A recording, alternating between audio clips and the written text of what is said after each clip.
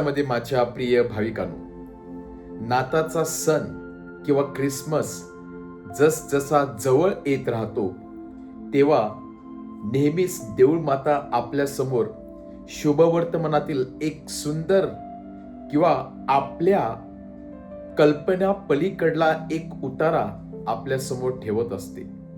हा उतारा आपल्या बुद्धी पलीकडला असतो. कधी कधी आपण विचार करतो की खरोखरच हा बायबलमधील उतारा या शुभवर्तमानामध्ये असणे गरजेचं आहे का? कारण कधी कधी आपल्याला त्या उतार्याविषयी अर्थच समजत नसतो. तो उतारा म्हणजेच प्रभू येशूची वंशावळी. त्याला इंग्लिशमध्ये आपण जिनिओलॉजी असे म्हणतो.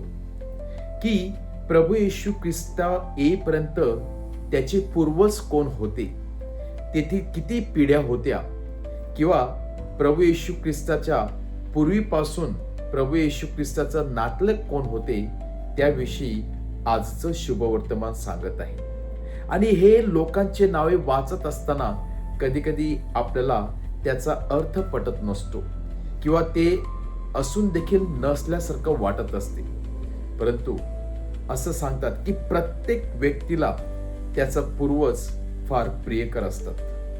जरी आपल्याला हा उतारा कंटाळवाणा वाटत असेल, परंतु प्रभू येशू ख्रिस्तासाठी ते फार महत्वाचं होतं. ज्याप्रमाणे आपल्याला आपले वडील, वडिलांचे वडील, आजोबा पणजोबा कोण आहेत याविषयी आपल्याला रिसर्च करण्यासाठी किंवा शोध घेण्यासाठी किंवा विचार करण्यासाठी फार आवडत असते, त्याचप्रमाणे प्रभू येशू ख्रिस्ताची वंशावळी देखील माहिती असणे फार महत्वाचं आहे.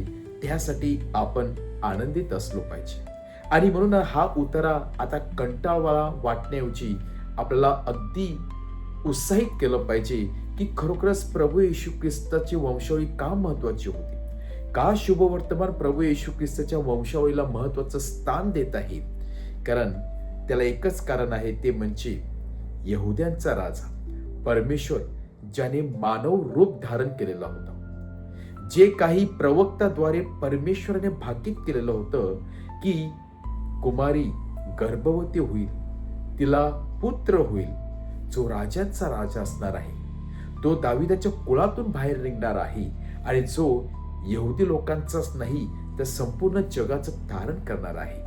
परमेश्वर मानव झाला आणि मानव झाल्या कारणाने त्याने कुठले तरी वंश किंवा कुठली वंशावळी चूज करणे गरजेचं होतं, निवडणे गरजेचं होतं. आणि म्हणून इस्रायल त्या कुळामधून, इस्रायलच्या वंशावळीमधून प्रभू येशू ख्रिस्ताने जन्म घेतलेला होता. आणि म्हणूनच अब्राहमापासून तर दाविदापर्यंत, दाविदापासून योसेफापर्यंत आणि प्रभू येशू ख्रिस्ताच्या जीवनापर्यंत आपण वाचत आहोत की परमेश्वराने योग्य ती निवड केलेली होती, योग्य तो कुळ निवडलेला होता, वंशावळी निवडली होती आणि त्याच्याद्वारे परमेश्वराने जगाच्या राजाला या जगामध्ये पाठवलेलं होतं, तारणाऱ्याला या जगामध्ये पाठवलेलं होतं. आणि म्हणूनच आज शुभवर्तमान आपल्याला सांगत आहे की ही सुरुवात एका रात्री झाली नाही, ही सुरुवात एका क्षणाची नव्हती, तर त्यासाठी अनेक वर्ष इस्रायल लोकांना वाट पाहावी लागलेली होती.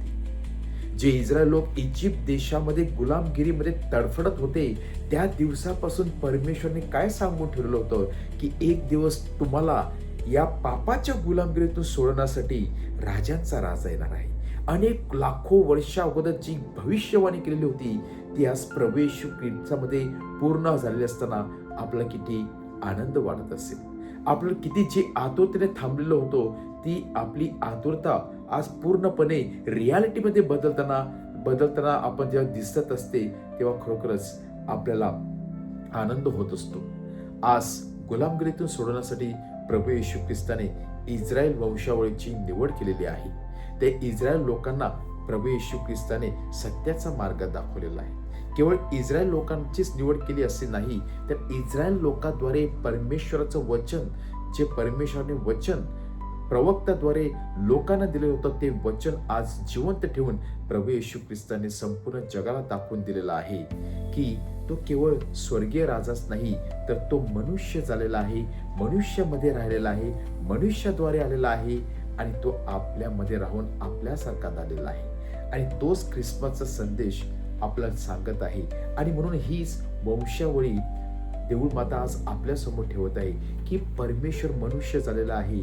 आणि म्हणूनच प्रभू येशूचे पूर्वज कोण होते आणि ते कशा प्रकारे जीवन जगले आहे, कशा प्रकारे ते इतके वर्ष थांबलेले होते, कशासाठी थांबलेले होते, त्याची आपल्याला जाणीव करून देत आहे. ज्याप्रमाणे अब्राहमाला विश्वासाचा पिता म्हणतात, अब्राहमाने विश्वासाचं बीज तेव्हाच रोवून ठेवलेलं होतं, आपल्या मनाची तयारी केलेली होती, इस्रायलची तयारी केलेली होती. आणि आज प्रभू येशू ख्रिस्त खरोखर देव परमेश्वराचा पुत्र आहे, स्वतः देव आहे, तो या मनुष्य रूपाने येऊन आपल्या सर्वांचं तारण करत आहे. आपण ख्रिस्ताची तयारी करत आहोत, ख्रिसमसची तयारी करत आहोत.